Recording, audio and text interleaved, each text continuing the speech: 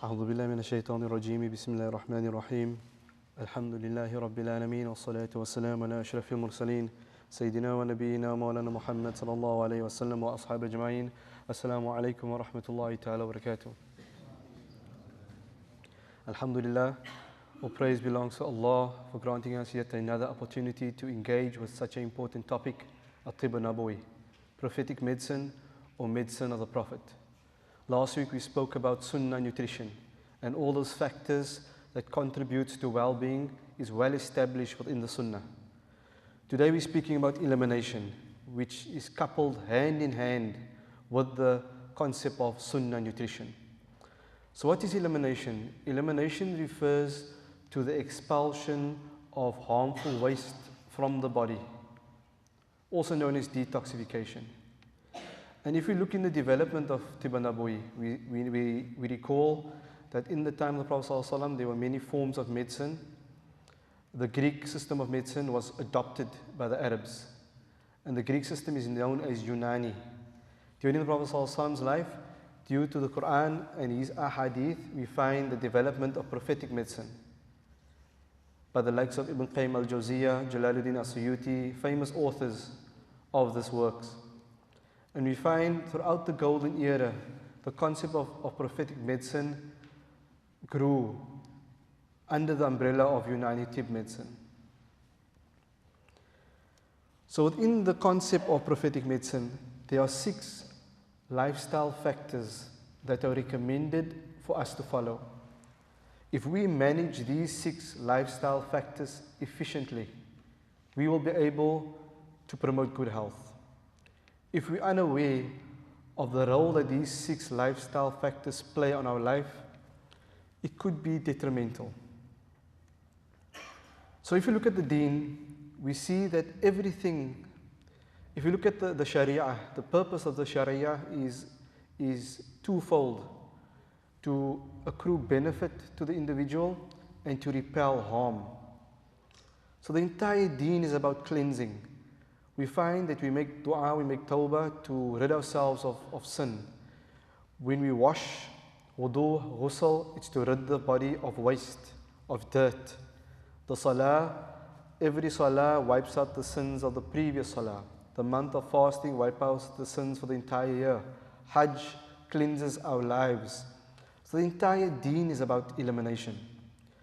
If you look in the Prophet's Sunnah, we'll see it's well documented on the special attention he paid to his physical hygiene. Also a form of elimination, cleansing the body of bad odors, of dirt. The Prophet ﷺ loved the miswak, the use of oils. We find the science of aromatherapy was well established in the Prophet ﷺ's time. We find that the Sahaba were strong individuals and exercise was promoted. We find they were good horse riders, wrestlers, swimmers. And we find that the Prophet ﷺ constantly busied himself in holistic elimination. So he rid his life of harm in terms of the physical body, of what he ate. He taught the Sahaba to cleanse their wealth.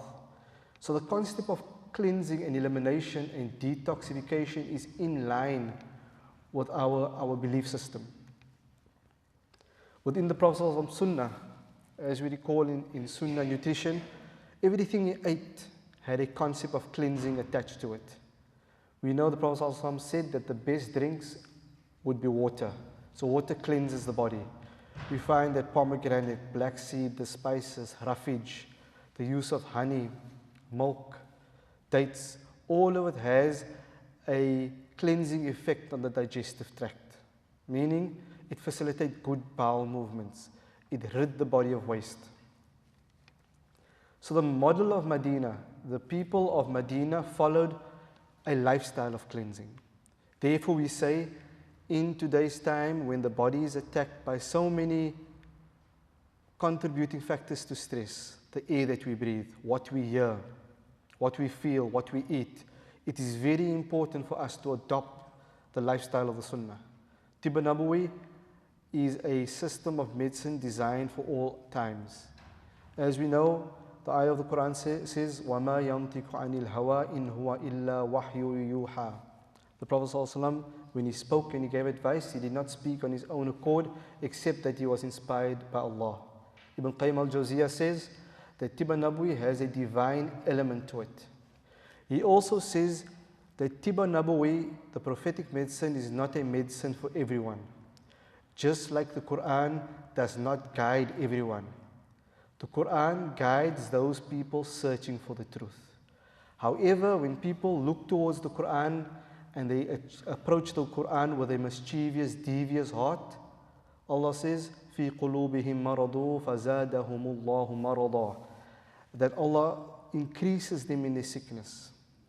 So those that approach the Quran in a devious way, the Quran will take them further away from guidance. But those people that approach the Quran with open hearts and searching for the truth, they are guided. So Ibn Qayyim al-Jawziyah draws this analogy with Tib Nabawi.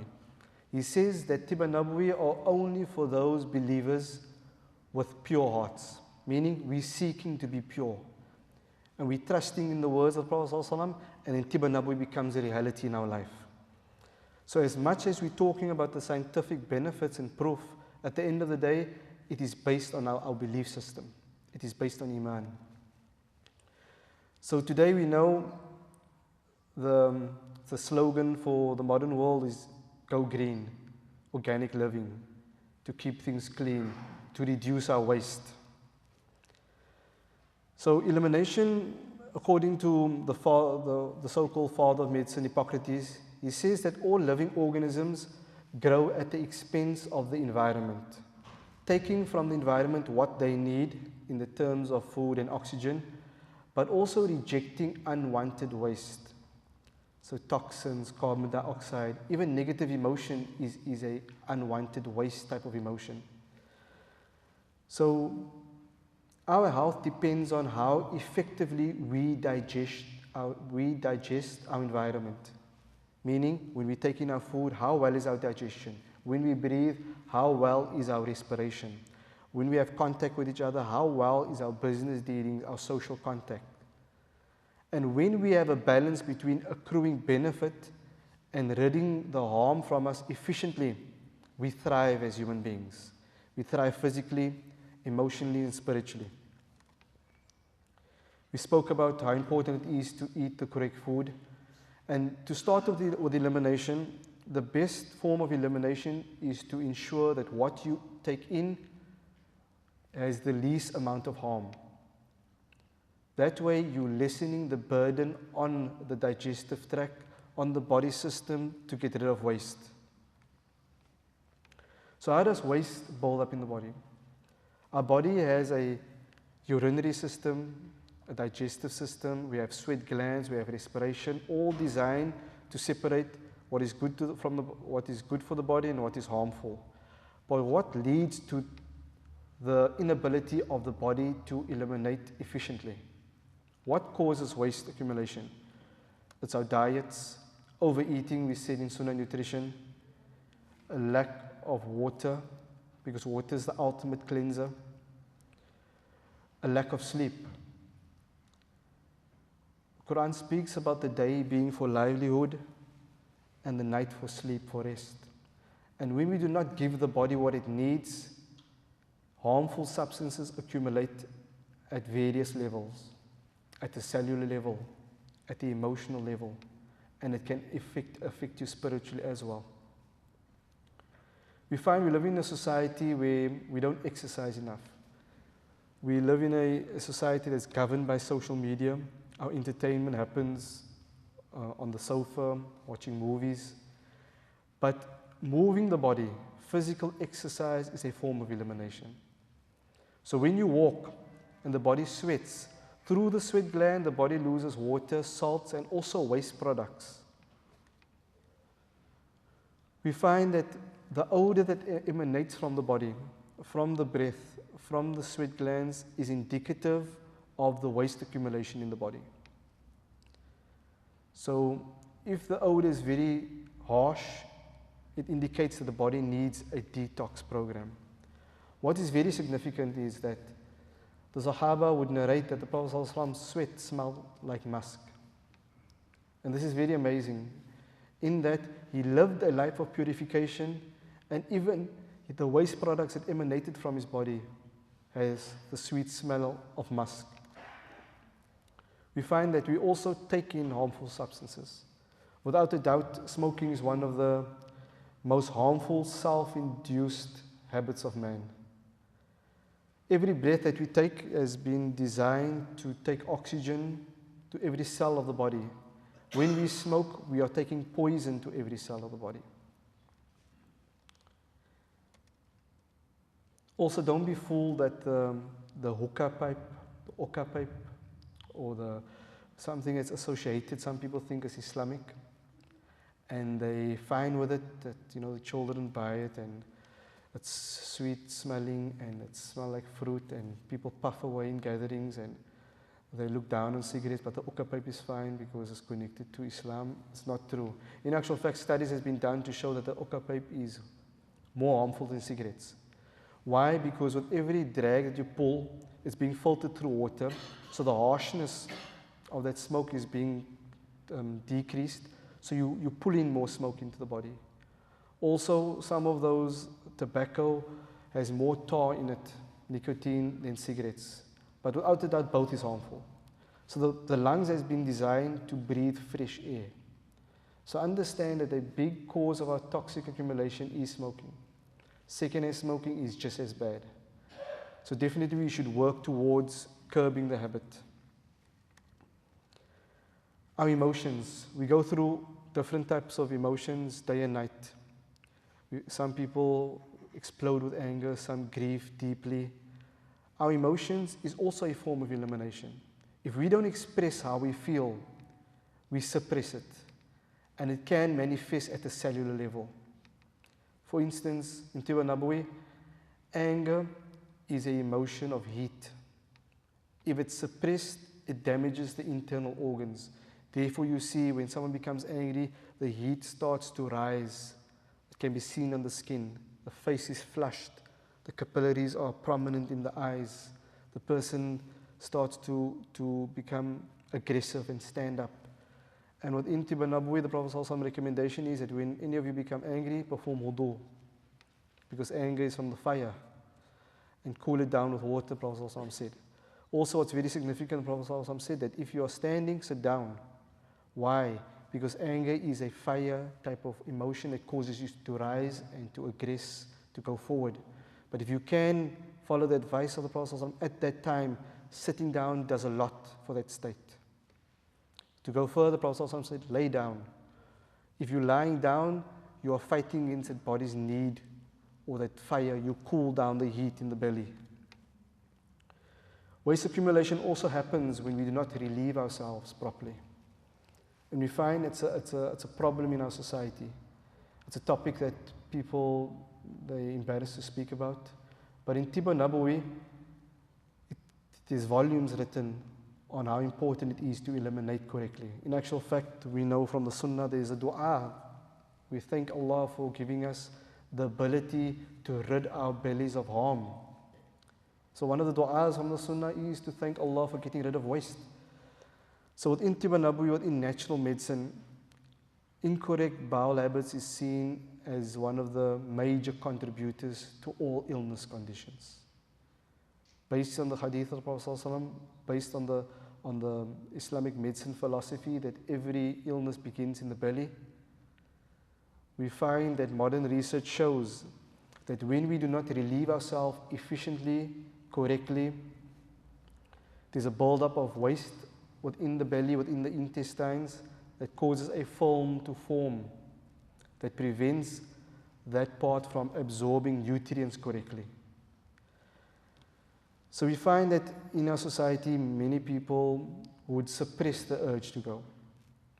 And it's a big problem because if you suppress the urge to go too often, the body becomes sluggish until you come to a stage where the body doesn't naturally relieve itself the way it should.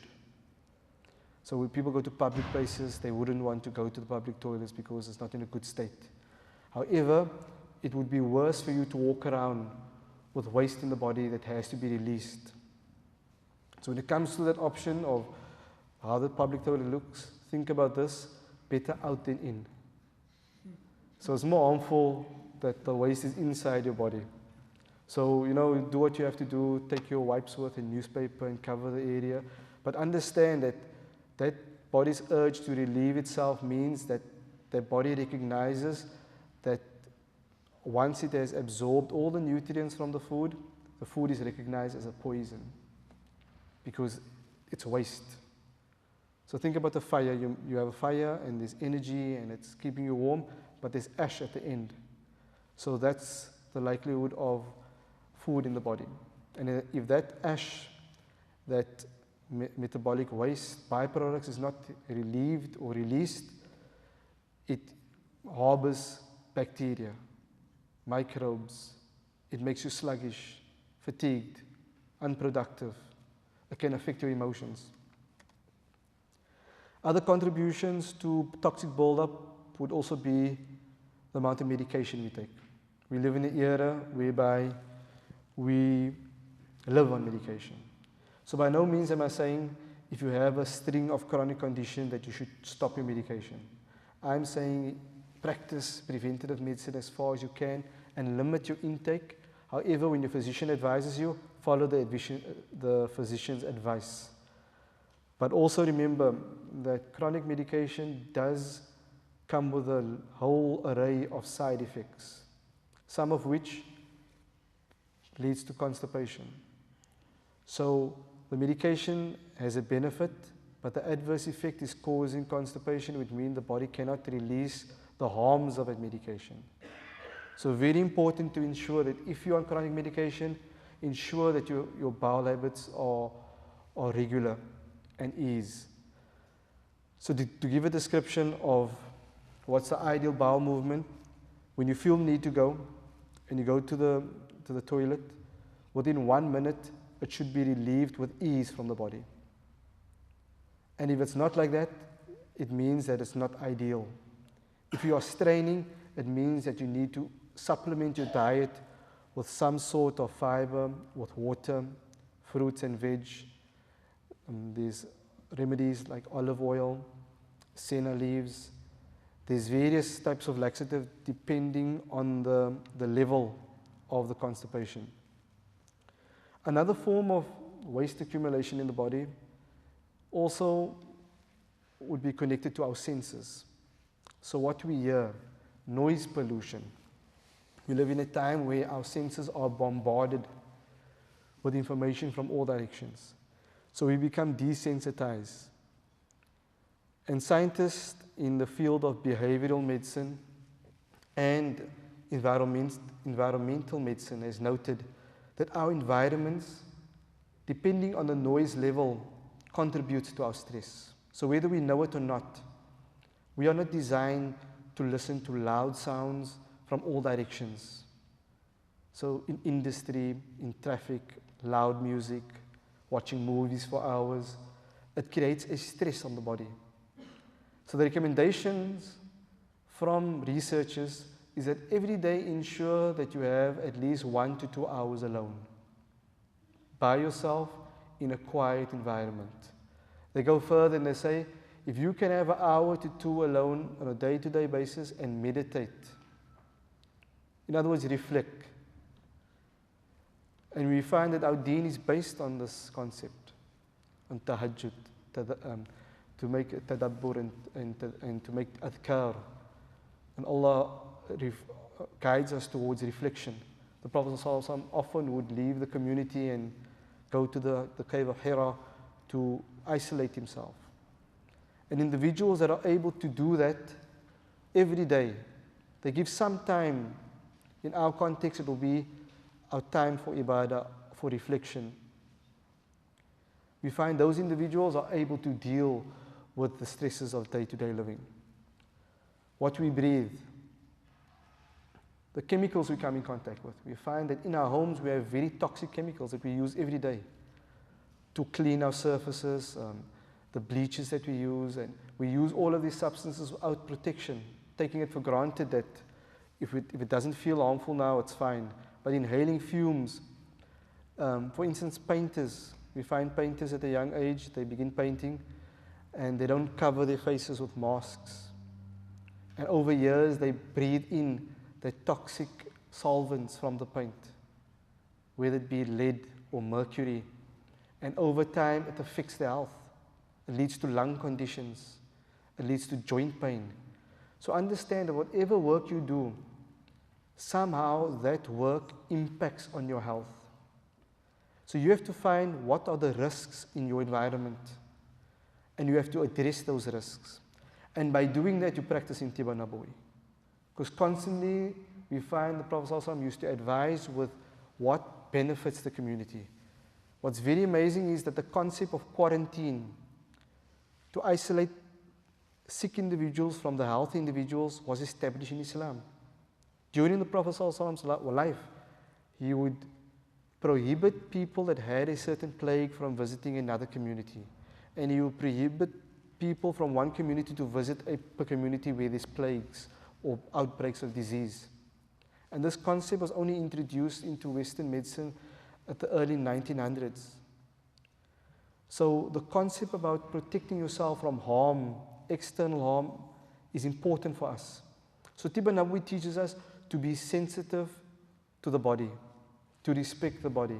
Just like we are taught that what we hear, what we listen to, what we think about affects our soul, the concept of good and bad deeds. Likewise, the body is just as sensitive. So daily, we are confronted with things, and we should put the necessary things into place. So if you are an employer and your workers are painting, ensure that you get them masks. Ensure that they have breaks in between. Ensure that the area is well ventilated. Social media. Social media is also the age of technology. The information that we get via laptops, TVs, all impacts on our emotions and our well-being negatively when we overuse it. So even looking at a computer screen for too long, the glare of the computer screen, the artificial light in your eyes. Studies have shown that those individuals that are on their phones and laptops at night, a major contribution to the insomnia could be the artificial light that causes a decrease in melatonin. Melatonin is the sleep hormone that increases at night to allow you to sleep. And it increases due to the presence of darkness. When you expose your body to artificial light, that level starts to decrease and you're unable to sleep properly. So we find that the body has been designed miraculously, in that constantly we have natural form of elimination. As you're sitting here, your body is filtering waste products all the time. We breathe in oxygen, we breathe out carbon dioxide, but we also breathe out bacteria that's sitting in the throat, in the nose, in the lungs. Going to the toilet, sweating is a form of elimination. The female's menstruation is a form of elimination, because the body is ridding itself of a lining that it has no need for. So therefore, it's important for females to realize that regular menstruation is important. Therefore, you find when it's not regular, it affects the mood. It affects the entire system. We see the emotions. Our dreams are a form of elimination. Within Tiba Nabawi, we find that various ulama commented on how your dreams indicate to the buildup of waste. When there's too much heat in the system, you'll have images of fire, heat, and redness of blood. And different dreams can indicate to an overaccumulation of some bad or harmful substance in the body. We also have natural elimination, coughing, breaking of winds, sneezing. So all of these form of elimination, and when we feel the need to what they call emesis, vomiting, is also a form of elimination. The tears in the eyes. What's amazing, studies have shown that when we cry, we actually provide inner healing on so many levels. So when we're going through emotional trauma, shedding of tears has a calming effect on the body. And this is very significant because we live in a time where men feel that they cannot cry or they shouldn't cry. But we find the most strongest of Sahaba, when they spoke to Allah on the Musalla, they cried. And in that, there's a release. It there's a renewal, there's a cleansing. So what happens when elimination is suppressed? We lead to a condition known as dis-ease or disease. So we find that when there's buildup of mucus in the sinus, if we do not eliminate it properly, it can lead to infection, it can affect the throat. If we do not ensure that we have regular bowel movements, it can be contributing to accumulation of waste products.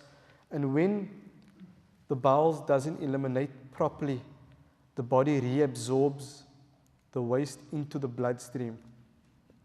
We find that the urinary system is designed to flush the blood, to separate the harmful substance from the blood, manufacture that into urine. So that is also important. So we find that there's several conditions that come about due to incorrect elimination through the urinary tract. For instance, if men suppress the urine, we find it can contribute to prostate problems, to kidney stones, to urinary problems. To women, if they suppress it, it can also contribute to UTIs. So when the body wants to release waste, you must also remember it's not only from the food and drink, it's also the bacteria that's present in the body. Because as we breathe in and we take in food, the body's cleansing and fighting off these bacteria. And the only exit routes would be via the urinary tract, via the digestive system, through the breath and through the pores. So within Islamic medicine, or Tiba Nabawi, there's a different view on signs and symptoms. Signs and symptoms refer to those indicators of dis-ease. So when we're not feeling well, it's marked by certain types of signs and symptoms. So like pain. So often when we experience pain, it's a very distressing type of symptom, and we solely want to eradicate the pain. But if you look deeper and we see what is the objective of pain. So for instance, you came into the masjid and you stepped incorrectly, you twisted your ankle. So there could be damage to the ligaments, to the muscle, the tendons. So the pain that's there is preventing you to place all your weight as you were before on that foot in order for that foot to heal. When we resort to painkillers, we mask the pain. So we so to say, deaden the nerve. So we don't feel the pain anymore. So we walk as you would normally. So we are walking on the injured part of the body. Whilst doing that, we cause further injury. And we cause that the body doesn't heal efficiently. And it can lead to structural damage. So pain is a protective mechanism. However, there's pain that's also indicative of an underlying condition that has to be attended to. A fever. We find that fever seems to also be a type of disease by many people, but it's actually a symptom. So why does the body spike a fever? If we exposed to the flu, to influenza, once the virus enters the body recognizes that there's a foreign invader. So it spikes a fever to create an environment that's inhabitable or not conducive to the virus. So that virus can thrive in the body's normal temperature. But a fever is there to burn the actual virus. So we find in Tiba Nabawi, the Prophet ﷺ spoke about the fever as something that is beneficial. The Prophet ﷺ says that the fever burns away sins the same way fire would cleanse iron. But bear in mind, there are fevers that shouldn't be allowed to run its full course. But in Tiba Nabawi, there are certain fevers that are allowed to run its course in order to overcome a disease. But by no means should we attempt to run any fevers without medical supervision. So what happens if we buy food that we're not so sure about? So we buy the food and we feel, okay, this food, but we're going to have it anyway, we're very hungry. What happens? If there's certain bacteria in the food, we find that the tummy becomes rumbly and we feel that we feel nauseous, and we feel we have to eliminate straight away. So the feeling of diarrhea and vomiting, the typical gastro. What's actually happening in the body is the body recognizes that there's invaders in the food, pathogens, bacteria that's multiplying in the body, and the body aims to cleanse itself. So the diarrhea is a protective mechanism in order to flush out the waste. However, in Western medicine, medication is given to stop the diarrhea. Within Tibba Nabawi, we wouldn't stop the diarrhea. So the typical gastro, it's allowed to run because we are facilitating the body's way of elimination. So there's certain herbs given to allow the body to maintain energy and lose as little water as possible. But ultimately, we don't want to stop the diarrhea, because if you're stopping it, you are withholding a bug. What happens to that bug? Where does it go to?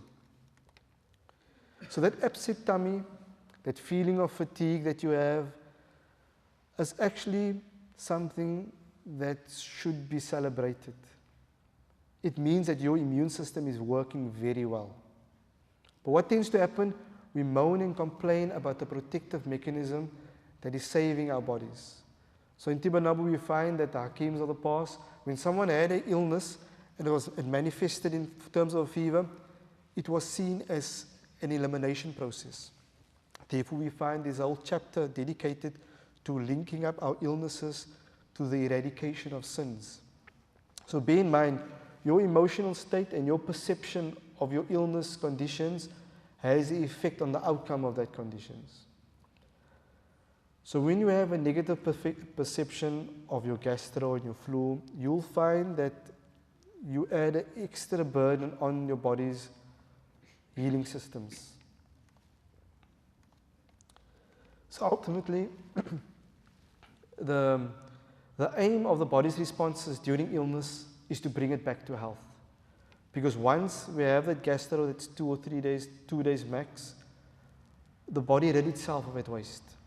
And then afterwards, most often through Allah's rahmah, we become better. I'll just end off with the signs and symptoms of toxic accumulation. So how do you know if the body is not eliminating properly? If you suffer from these signs and symptoms on a regular basis, headaches regularly, the feeling of faintness, dizziness, insomnia, water, itchy eyes, blurred vision, sticky eyelids. So whilst the Western medicine would look at this as signs and symptoms of specific disease, every sign and symptom is linked to the body's inability to eliminate waste according to Tibba Nabawi. And the list goes on: fatigue, hyperactivity, restlessness, low concentration, mood swings, fear, anxiety, chest pains, nausea, constipation. I'll just introduce the induced form of elimination. So in Tibba Nabawi, to induce emesis or to promote vomiting in certain conditions is recommended, but not as a continuous thing, a once-off way of eliminating. The use of saunas or hot springs to facilitate sweat production. The use of diuresis to facilitate urination. The use of certain herbs to cleanse the body, bitter herbs. Fasting. So these topics we will focus on in the following lesson. Massage, the use of exercise, and cupping therapy. Through the Sunnah detox, we find the Prophet ﷺ used to use senna leaves. Figs is an excellent remedy to cleanse the belly. So to start the morning off with ripe, fresh figs from the backyard. And if somewhere in your road there must be a neighbor with a fig tree. And if there isn't, that's a good reason for you to start gardening. But definitely figs is one of the best remedies for constipation. We find honey is an excellent cleanser for the belly. Without a doubt, water is the best cleanser. Cupping therapy, fasting.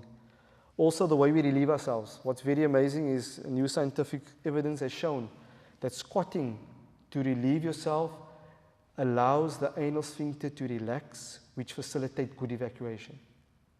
So when we sit, as you would on a chair on the Western toilet, we're actually putting strain on the muscle around the anal region, which makes defecation very difficult.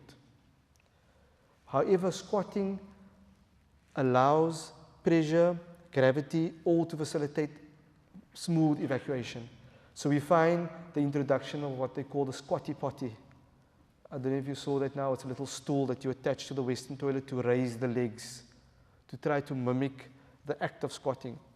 So this is also something that should be looked at in terms of helping with elimination. So next week we'll start with fasting. We'll go into the benefits of fasting, the sunnah fasting. There's a lot of interesting conversation that will come about due to fasting. And if time permits, we'll go into cupping as well. So this is the end of the lesson. I'll take the questions. That's the written questions now.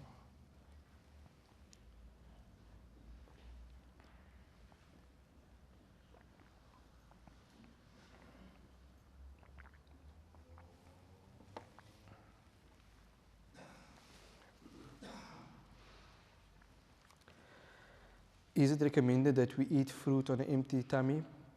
Does it mean that fruit cannot be eaten during the day? Okay, fruit is one of the most easily digestible foods known to man. However, we are all different. We have different constitutional types due to what we grew up on. All impacts on our digestion. So if fruit is easily digestible, and it should be, then definitely to eat fruit on empty belly is promoted. It's very good. So to start the morning off on fruit salad, for instance, especially when you're fasting, to break the fast. Therefore, we find that we break our fast with a fruit, with a date, because it's readily absorbed sugar, which is good for the morning. So the entire night of sleeping, the energy is lost. It's a good start to the day. So without a doubt, fruit can be eaten on an empty stomach, and it can be eaten throughout the day, but it's not the same for everyone. Some people find it very difficult to have fruit too close to a glass of milk, for instance. So the concept is very simple. Listen to your body. How do you feel after you eat this food? If you feel energized and you feel that it promotes good bowel movements and you feel fresh and productive, then it's good for you. If you feel lethargic, if it leads to heartburn, it's telling you something. So we cannot continue with a dulce that's giving us heartburn. So what happens is we have 3 dulces because we love them, and then we have the heartburn tablets. So the heartburn tablet might overcome the bit of heartburn at that moment, but it's leading to other adverse effects later on.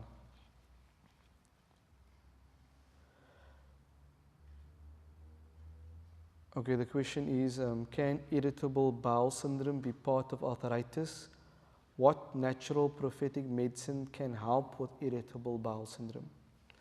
Irritable bowel syndrome is a name given to a condition that has multi-factors. And as time goes on, they add different hypotheses or what they think contributes to it. Definitely the prophetic medicine will assist in irritable bowel syndrome because it addresses all aspects of it. It addresses the digestion, it addresses the emotional factors. There's a big connection between our emotions and our digestive tract. So how we feel affects our digestion, how we feel whilst eating. So in Sunnah Nutrition, we spoke about the importance of the adab attached to eating habits. So whilst I cannot give certain foods that will assist with it because it has to depend on the patient. So, but bear in mind that if you approach a practitioner that practices prophetic medicine or Tibba Nabwi or Unani Tib for that instance, they will be able to advise accordingly.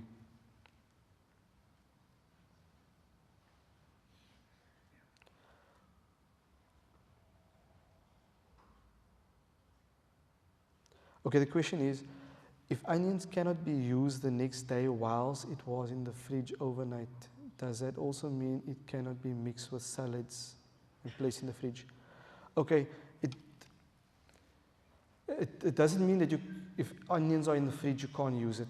If onions are sliced open, onion is an important medicine when it comes to drawing out waste products because it attracts waste to it. So onion is left in the fridge will attract anything else that's open and it will absorb into the onion. So if you cover that onion with cling wrap or foil, or cling wrap will be best in a Tupperware, it wouldn't do that. Then the onion will be fine to use.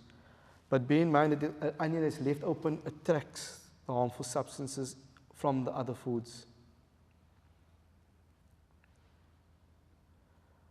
So the dates that the Prophet ﷺ used, basically the most famous date that he used was the Ajwa date. It was said that it was actually, the seeds were sown by the Prophet ﷺ himself. The dates from the Arabian Peninsula would be dates that we would consider to be very beneficial because the climate is conducive to it. So when it comes to constipation relieving, the medjool dates, the big fleshy dates, has its benefit. Also remember that in the lifespan of the date, every stage of the date has a different benefit to the body. So we have the rutab, the dried stage, the fleshy stage, the unripe date. So for constipation, for laxative reasons, for energy, for fasting, as a cleanser, the most ripe dates would be best. Is it okay to have a laxative like aloe crystals daily? Once again, it's person specific. A strong laxative is not good every day. However, there's some individuals that need that in order to eliminate. So often people ask what would be the ideal elimination. We should be eliminating the same amount that we're eating, just a bit short of it. So if you're eating 3 big meals a day, you should be eliminating 3 times a day, if not daily. But if you're not relieving yourself within 3 days, then it's a problem. However, certain body types can handle it. But we also remember that people that suffer from constipation, they have a history of constipation. So they either grew up. And also, when it comes to our children, find out from your children, are they going every day? Maybe they're afraid to ask the teacher. Or some teachers might say, no, you can't go to the toilet now. Or, their personalities, they're too shy. So they develop this habit which travels with them to adulthood.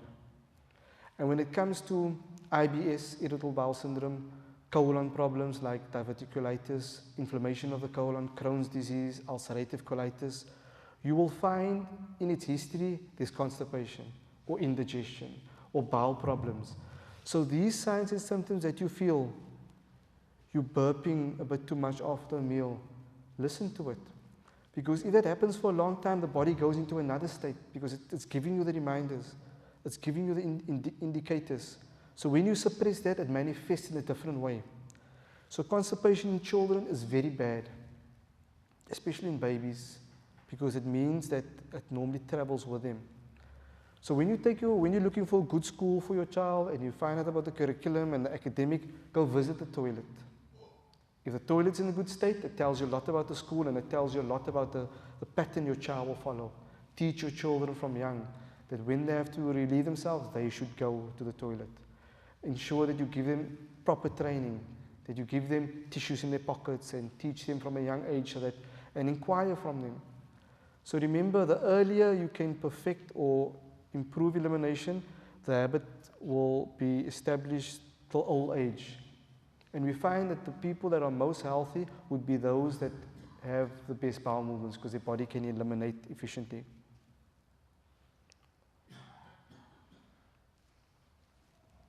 Or the second question to the one about the laxative is that if you use a laxative too often, will the body become lazy?